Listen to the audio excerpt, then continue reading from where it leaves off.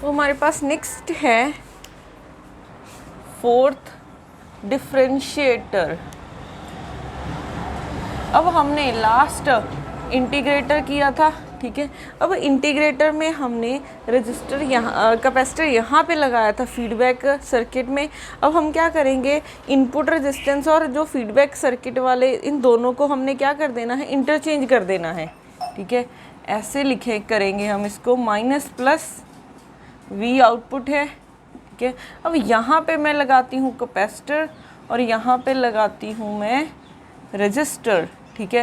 पहले हमने इंटीग्रेटर में क्या लगाया था, यहाँ पे रजिस्टर और यहाँ पे कैपेसिटर, इन दोनों में सिर्फ इतना ही डिफरेंस है। आपको सर्किट भी याद रखने की ज़रूरत नहीं है, सिर्फ आउटपुट से आपको पता चल जाएगा कि ये इंटीग्रेटर है कि डिफरेंशिएटर है। तो अब यहाँ पे इस टर्मिनल को कर देते हैं ग्राउंड और यहाँ पे हमने V इनपुट अप्लाई की है, ठीक है। अब नेगेटिव फीडबैक आ रहा है, अगर नेगेटिव फीडबैक आ रहा है तो वर्चुअल ग्राउंड का कॉन्सेप्ट यूज़ कर सकते हैं। तो हमारे पास जितनी वोल्टेज यहाँ पे कितनी वोल्टेज है, 0, तो ए पॉइंट पे भी वोल्टेज कितनी हो जाएगी, 0, ठीक है। अब हमारे पास अप्लाई करो KCL rule, apply KCL rule eight node A, ठीक है। अब करंट जा रहा है I, तो ऑप एम्प से तो पास नहीं होगा, तो वो ऐसे निकल जाएगा। तो कैपेसिटर के अक्रॉस कितना करंट होता है, कैपेसिटर के अक्रॉस होता है करंट d/dt। करंट कहाँ से कहाँ जा रहा है, करंट VI से VA की तरफ जा रहा है, VI minus VA is equal to, ठीक है। यहाँ पे तो हम ओम्स लॉ लगा सकते हैं, कितना करंट जा रहा है, 0 से V आउटपुट तक, मीन्स VA से V आउटपुट तक जा रहा है, डिवाइडेड बाय रेजिस्टेंस कितनी है, R। अब VA की वैल्यू 0 है, ठीक है, वैल्यू पुट कर दो, VI is equal to minus V output by R, VA को 0, VA को 0, तो यहाँ से V आउटपुट की क्या वैल्यू आ जाएगी, माइनस RC d/dt VI। अब देखो आपने VI दिया था, ठीक है, आपने VI दिया था और आपको आउटपुट में क्या मिल रहा है, उसका डिफरेंशिएट होके मिल रहा है VI का, तो तभी सर्किट का नेम क्या है, डिफरेंशिएटर, ठीक है। तो आपको आउटपुट से पता चल जाएगा कि इसका नेम क्या होना चाहिए, ये हमारा डिफरेंशिएटर है, ठीक है। अब देखो अगर हम डिफरेंशिएटर की ही एग्जांपल करते हैं, जैसे मेरे पास फर्स्ट है, अगर मैं ट्राइएंगुलर वेव लूँ,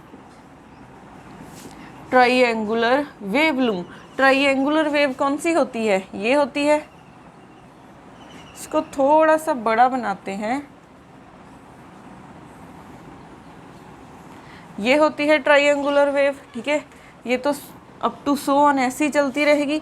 ये हमने अप्लाई की है V इनपुट, ठीक है, ये हमारी V इनपुट है। अब अगर ये वाली वेव हमारी यहाँ से पास होगी, ठीक है, ऐसे, ये अगर हमारी वेव इस ऑपरेशनल एम्पलीफायर से पास होगी तो हमें आउटपुट में क्या मिलेगा, इस वेव का डिफरेंशिएशन होके मिलेगा। तो अब देखो हमें क्या फाइंड करना है, हमें VI चाहिए, अगर आउटपुट निकालनी है तो हमें VI चाहिए।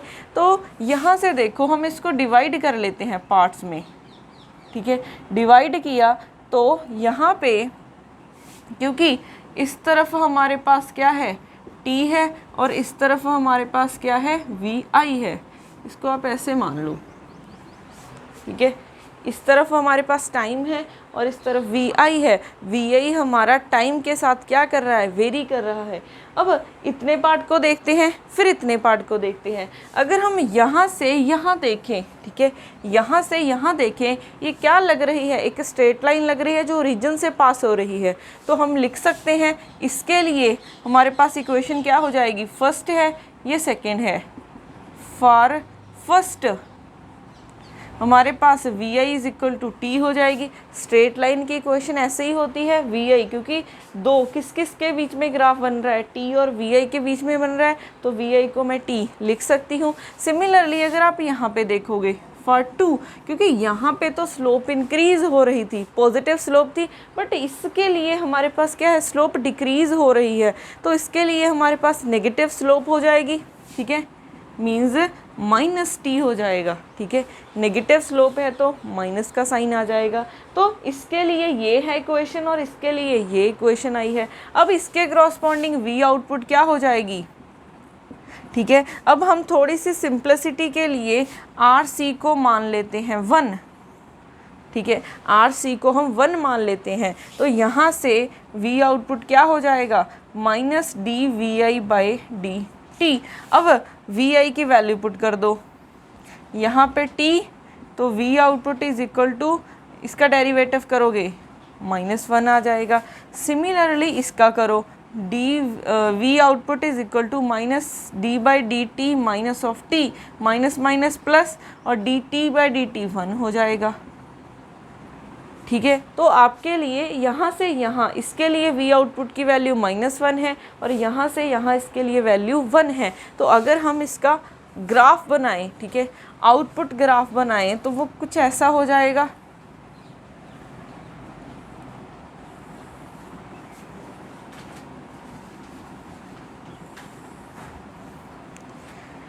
हमारे पास देखो ग्राफ कैसे बनेगा, अगर इतने पोर्शन के लिए, ठीक है, यहाँ से यहाँ वी आउटपुट की वैल्यू कितनी है, -1 है, -1 लिख लेते हैं और यहाँ पे +1 लिख लेते हैं। फिर जैसे ही ये आएगा फिर आपके पास क्या आ जाएगा, 1 आ जाएगा, ठीक है। फिर ये यहाँ तक रहेगा, फिर यहाँ से यहाँ फिर से आपके पास क्या रहेगा, माइनस रहेगा वैल्यू, फिर प्लस हो जाएगा। तो आपके पास कुछ ऐसे चलेगा ग्राफ, ठीक है। अगर आप इसको देखो ये क्या बन रहा है, इस पॉइंट पे ये सडनली जंप करके +1 की तरफ जा रहा है और इस पॉइंट पे ये सडनली जंप करके -1 की तरफ आ रहा है। तो ये क्या है, एक डिसकंटिन्यूअस का ग्राफ है, ठीक है। ये क्या है, एक डिसकंटिन्यूअस ग्राफ है, ठीक है। अगर हमने एक ट्रायंगुलर वेव इस डिफरेंशिएटर से पास की तो हमें क्या मिला है, एक स्क्वायर वेव मिली है, ठीक है। तो अगर हम ट्रायंगुलर वेव को डिफरेंशिएटर से पास करवाएंगे, डिफरेंशिएटर से पास करवाएंगे तो हमें क्या मिलेगा, एक स्क्वायर वेव मिलेगी। अब हम ऐसा करते हैं, स्क्वायर वेव को पास करवाते हैं, स्क्वायर वेव को हम पास करवाएंगे डिफरेंशिएटर से, तो क्या मिलेगा, ठीक है। अब हमारे पास ये v इनपुट है, ठीक है। अब हमारे पास ये v इनपुट है, अब हमने स्क्वायर वेव को पास करवाना है, अब हमने स्क्वायर वेव को पास करवाना है, ठीक है। तो हमारे पास ये अब वी आई बनेगा, ठीक है। अब वी आई की वैल्यू हमारे पास क्या हो जाएगी,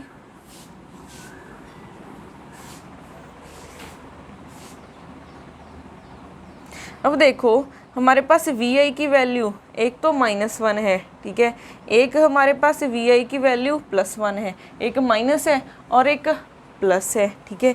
अगर आप वी आउटपुट निकालने जाओगे, ठीक है, वी आई ये टाइम पे तो डिपेंड ही नहीं कर रही है, ठीक है, ये एक कांस्टेंट वैल्यू है, तो इसका भी डेरिवेटिव टाइम के साथ करोगे 0, इसका भी डेरिवेटिव करोगे 0, तो वी आउटपुट की वैल्यू क्या आ जाएगी, इन दोनों के लिए 0 आ जाएगी, ठीक है।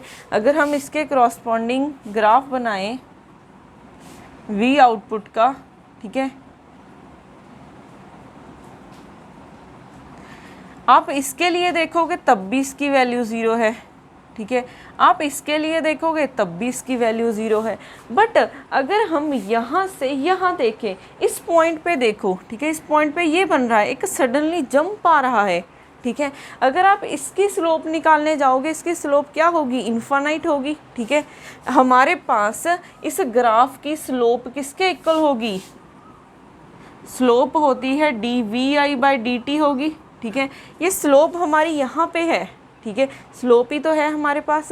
अब देखो इनकी स्लोप हमारे पास 0 है तो वी आउटपुट की वैल्यू 0 है, बट इन लाइंस के लिए हमारे पास क्या है, स्लोप इन्फानाइट है। अगर स्लोप इन्फानाइट है तो वी आउटपुट की वैल्यू भी क्या हो जाएगी, इन्फानाइट हो जाएगी। अगर स्लोप इन्फानाइट है तो हमारे पास वी आउटपुट की वैल्यू भी इन्फानाइट ही हो जाएगी, ठीक है। अब अगर क्योंकि हमारे पास ये स्लोप हमारे पास प्लस इन्फानाइट है तो हमारे पास ये माइनस का साइन है, तो यहाँ पे माइनस इन्फानाइट हो जाएगी वैल्यू, ठीक है। हम इसको अगर माइनस को ना ही देखें तो प्लस अगर लेके चलते हैं। अब यहाँ पे हमारे पास तो इस बात का ध्यान रखना है कि इसके लिए स्लोप 0 है तो वी आउटपुट 0 आ रहा है, बट इन लाइंस के लिए स्लोप इन्फानाइट है तो वी आउटपुट भी क्या है, इन्फानाइट है। तो हमारे पास ये क्या बन रहा है, ये एक ड्राक डेल्टा फंक्शन की तरह बन रहा है, ठीक है। ये एक ड्राक डेल्टा फंक्शन की तरह बन रहा है। अगर हम ड्राक डेल्टा की प्रॉपर्टी लिखें, हमारे पास ड्राक डेल्टा क्या होता है, इसकी वैल्यू 1 होती है, ठीक है। इसकी वैल्यू 1 होती है। अगर आपके पास x, आप इसको क्या मान सकते हो, अच्छा इसकी वैल्यू हमारे पास इन्फानाइट होती है at x is equal to a पे, और बाकी पॉइंट्स पे क्या होती है, 0 होती है, ठीक है। ड्राक डेल्टा फंक्शन किस लिए बनाया गया था, वो इसलिए बनाया गया था क्योंकि कुछ फंक्शंस होते हैं, अगर आप बाकी पॉइंट्स पे देखोगे वैल्यू 0 मिलेगी, बट एक पॉइंट पे सडन जंप होता है, ठीक है। x is equal to a पे इन्फानाइट हो जाती है वैल्यू, तो ये सेम ही तो बन रहा है। तो याद रखना, अगर कभी भी आप डिसकंटिन्यूअस ग्राफ का डेरिवेटिव फाइंड करने जाओगे तो वो क्या आएगा, एक ड्राक डेल्टा फंक्शन बनेगा, ठीक है। डिसकंटिन्यूअस ग्राफ का अगर आपने डेरिवेटिव फाइंड करना है तो वो एक ड्राक डेल्टा फंक्शन बनेगा। इन पॉइंट्स पे भी देखो सेम ही बन रहा है, बाकी पॉइंट्स पे सब पे वैल्यू क्या है, 0 है, क्योंकि स्लोप 0 है। सिर्फ इस पॉइंट पे वैल्यू एक इन्फानाइट बन रही है, इस पॉइंट पे इन्फानाइट है, इस पॉइंट पे इन्फानाइट है, तो यहाँ पे हमारे पास ये बन जाएगा कुछ ऐसा, ठीक है। ये सिंपल आपको एक लाइन भी दे सकते हैं, कुछ ऐसे भी दे सकते हैं, ये सिंपल ऐसे भी बना हो सकता है, ठीक है। तो इसमें मत कंफ्यूज होना, ये भी ड्राक डेल्टा का ग्राफ है और ये भी ड्राक डेल्टा का ग्राफ है। तो हमारे पास अगर आपने स्क्वायर वेव पास करवाई है डिफरेंशिएटर से तो आपको क्या मिल रहा है, ड्राक डेल्टा फंक्शन मिल रहा है, ठीक है। तो डिफरेंशिएटर ये काम करता है, ट्राइएंगुलर वेव को स्क्वायर वेव में कन्वर्ट कर दिया, स्क्वायर वेव को ड्राक डेल्टा फंक्शन में कन्वर्ट कर दिया, ठीक है। तो ये था हमारे पास डिफरेंशिएटर।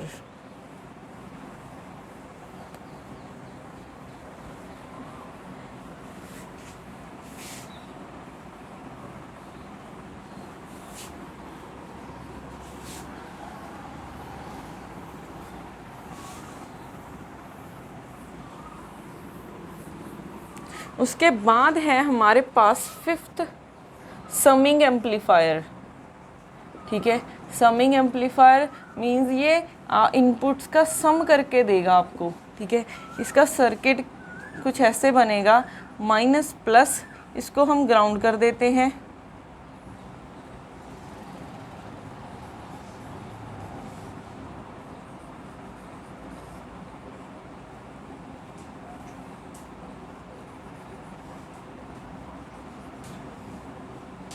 यहाँ पे V1, यहाँ पे V2 और यहाँ पे V3 आ रही है, ठीक है। ये R1, R2, R3 और ये हमारे पास एक फीडबैक सर्किट के साथ अटैच है,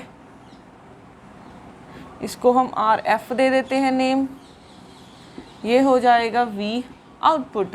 अब देखो, अगर हमारे पास इनपुट्स पे तीन वोल्टेज आ रही हैं, इनपुट पे 3 वोल्टेज आ रही हैं, तो आउटपुट में अब देखते हैं कि ये सर्किट करेगा क्या, ठीक है। अब पहला स्टेप, नेगेटिव फीडबैक आ रहा है तो वर्चुअल ग्राउंड वाला कॉन्सेप्ट लगा सकते हैं। वर्चुअल ग्राउंड क्या होता है, जितनी वोल्टेज इस पॉइंट पे है, ठीक है, इस पॉइंट पे 0 वोल्टेज है, इस पॉइंट को हम A नेम देते हैं, तो VA पे भी कितनी होगी, 0 होगी।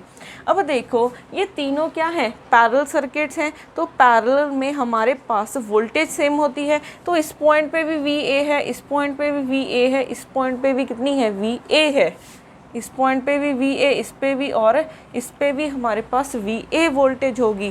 पैरेलल में वोल्टेज सेम होती है और सीरीज़ में करंट सेम होता है, ये ध्यान रखना, ठीक है। पैरेलल में वोल्टेज सेम होती है और सीरीज में करंट सेम होता है। अब उसके बाद हमने स्टेप वही करना है, इस पॉइंट्स पे निकालनी है अब, ठीक है। इस पॉइंट पे हमें केसीएल रूल अप्लाई करना है, apply KCL rule eight node A, ठीक है। अब देखो यहाँ से करंट आई आ रहा है, यहाँ से I1, यहाँ से I2 और यहाँ से I3 आ रहा है। ये करंट इसमें से तो पास नहीं होगा, तो ये ऐसे चला जाएगा। अब इस पॉइंट पे जितना करंट आ रहा है वो किसके इक्वल है, जितना करंट इस पॉइंट को लीव कर रहा है, मींस जितना एंटर कर रहा है वो किसके इक्वल होगा, जितना लीव कर रहा है। तो एंटर कितना कर रहा है, I1 plus I2 plus I3। ये इस पॉइंट पे करंट देखो आ रहा है, ठीक है। ये किसके इक्वल है, I के। I1 की वैल्यू क्या होगी, V1 से VA की तरफ आ रहा है, V1 से VA की तरफ आ रहा है, डिवाइडेड बाय रेजिस्टेंस कितनी है, R1। I2 करंट V2 से VA की तरफ आ रहा है,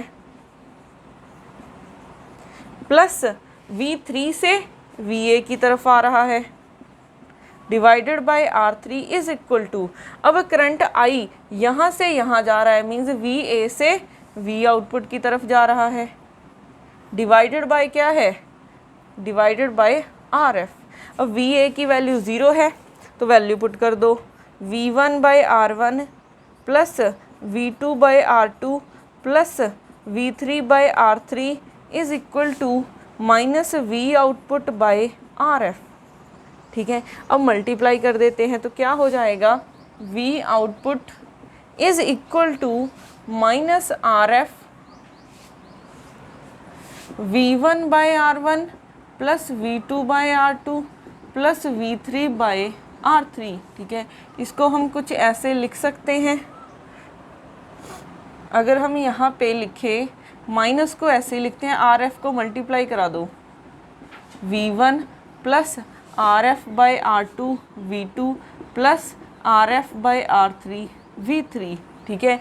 ये नेगेटिव का साइन क्यों आया है, ये नेगेटिव का साइन आया है हमारे पास क्योंकि हमने इनपुट नेगेटिव टर्मिनल पे दी थी। अगर आप पॉजिटिव टर्मिनल पे देते तो यहाँ पे पॉजिटिव आ जाता, ठीक है। अब देखो आउटपुट में ये क्या कर रहा है, आउटपुट इन सब का सम कर रहा है, ठीक है।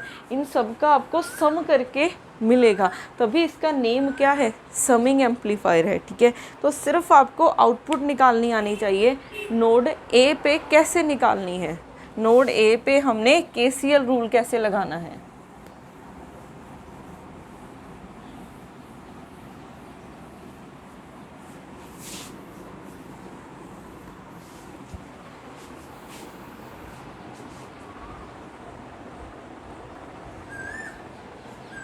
उसके बाद हमारे पास सिक्स्थ है लॉग एम्पलीफायर। अब लॉग एम्पलीफायर क्यों बोला है इसे, क्योंकि आउटपुट में लॉग करके मिलेगा आपको VI का। अब इसका सिंबल क्या होता है, सर्किट डायग्राम माइनस प्लस, यहाँ पे हमारे पास रेजिस्टेंस लगी हुई है VI, ठीक है, R लिख देते हैं, और यहाँ पे हमारे पास एक डायोड लगा होता है, ठीक है, और ये हो जाएगा V आउटपुट, और यहाँ पे इस टर्मिनल को हमने ग्राउंड किया हुआ है, ठीक है। अब पहले तो नेगेटिव फीडबैक आ रहा है तो वर्चुअल ग्राउंड का कॉन्सेप्ट लगेगा, तो हमारे पास जितनी वोल्टेज यहाँ पे है, इस पॉइंट को A देते हैं तो VA पॉइंट पे भी कितनी होगी, 0 होगी। अब हमें A पॉइंट पे क्या लगाना है, KCL रूल अप्लाई करना है, apply KCL rule at point at node A। तो करंट यहाँ से यहाँ जा रहा है तो VI से VA की तरफ डिवाइडेड बाय रेजिस्टेंस R। अब डायोड के क्रॉस कितना करंट फ्लो होता है, ये हम सेमीकंडक्टर वाले चैप्टर में कर चुके हैं। डायोड के क्रॉस करंट फ्लो होता है I0 e raise to power QVD by eta KT -1। अब I0 क्या है, reverse saturation current, reverse saturation current, और Q क्या होता है, charge on electron, charge on carrier, ठीक है। वीडी क्या है, voltage across diode, voltage across the diode. और ईटा क्या है, एक आइडल फैक्टर है। ये आया है हमारे पास जो भी डायोड की कंस्ट्रक्शन होती है तब हमारे पास ये फैक्टर आता है। इस फैक्टर की वैल्यू हमारे पास 2 होती है सिलिकॉन के लिए और इसकी वैल्यू 1 होती है जर्मेनियम के लिए, ठीक है। उसके बाद KBT हमारे पास, ये K क्या है, बोल्ट्जमैन कांस्टेंट, और T हमारे पास टेम्परेचर है, ठीक है। तो करंट अक्रॉस दी डायोड इतना होता है। अगर हम, क्योंकि PN जंक्शन वाले चैप्टर में कर चुके हैं, एक हमारे पास फॉरवर्ड बाइसिंग होती है और एक क्या होती है, रिवर्स बाइसिंग। अगर हम फॉरवर्ड बाइसिंग में काम कर रहे हैं तो मैं क्या कर सकती हूँ, क्योंकि वोल्टेज अक्रॉस दी डायोड ज़्यादा होगी तब मैं इस 1 को निगलेक्ट कर सकती हूँ, ठीक है। For reverse bias, sorry for forward biased के लिए क्या हो जाएगा, current is equal to I not E raise to power Q V D by eta K T, ठीक है। अगर हम रिवर्स बाइस की बात करते हैं, रिवर्स बाइस में तो करंट ही फ्लो नहीं होता तो आई की वैल्यू 0 हो जाती है, ठीक है। फॉरवर्ड बाइस में उतनी हो जाएगी, 1 को निगलेक्ट कर सकते हैं क्योंकि ज़्यादा करंट फ्लो करता है, और रिवर्स बाइस में करंट ही नहीं फ्लो करता, ठीक है। तो हमारे पास आई की वैल्यू हम 0 मान लेते हैं। रिवर्स बाइस में करंट फ्लो करता है, किसकी वजह से, हमारे पास कुछ होल्स की वजह से फ्लो करता है, ठीक है। मीन्स माइनॉरिटी चार्ज कैरियर की वजह से फ्लो करता है, बट वो इतना स्मॉल होता है कि हम उसको निगलेक्ट कर देते हैं।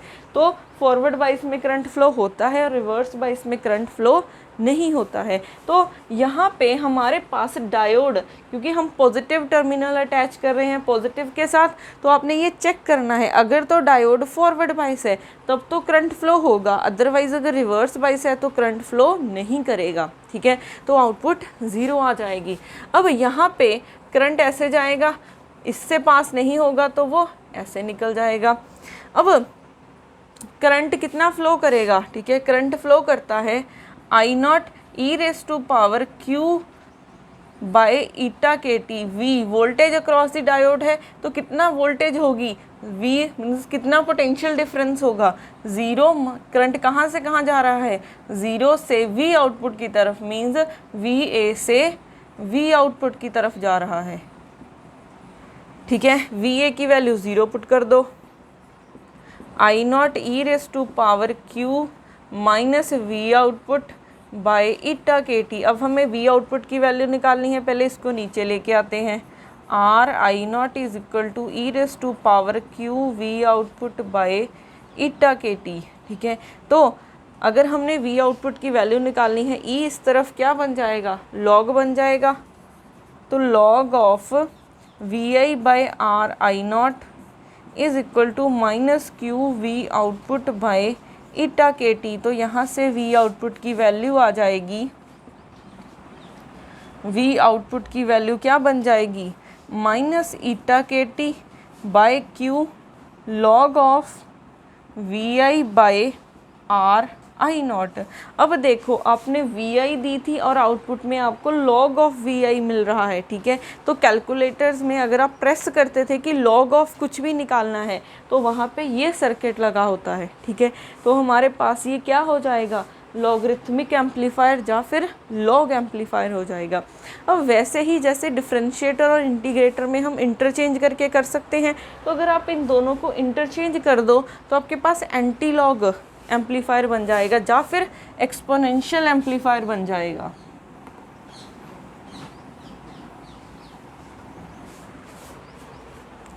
वी आउटपुट की वैल्यू कितनी आई है, minus eta K T by Q log of V I by R I not.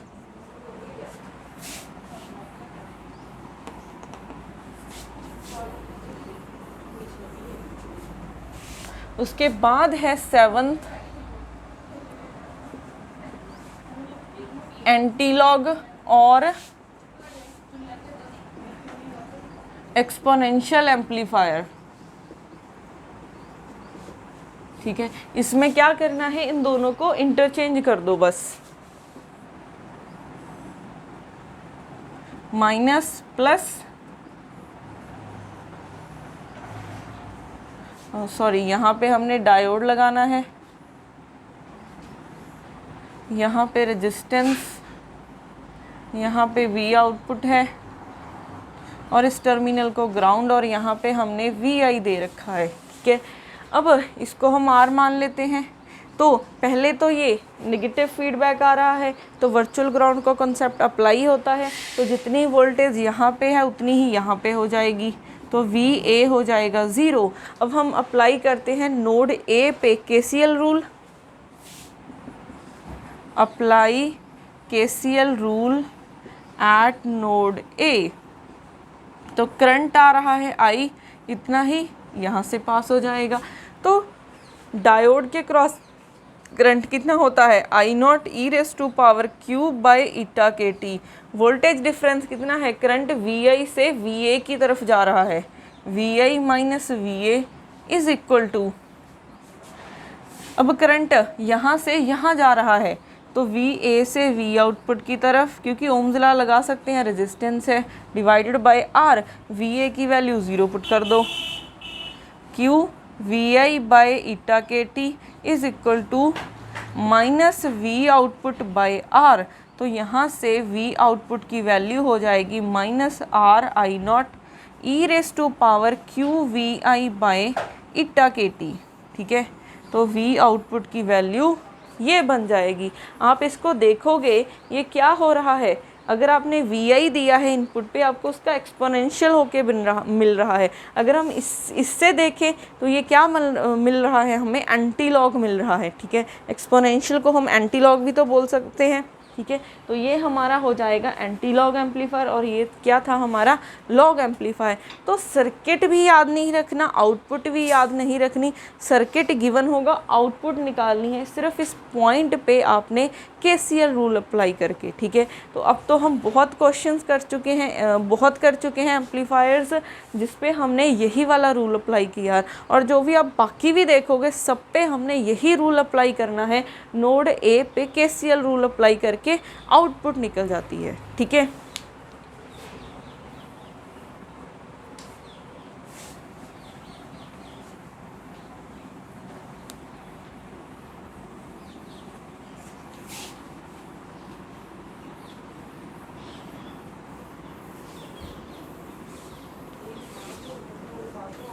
बाकी हम करेंगे नेक्स्ट वीडियो में।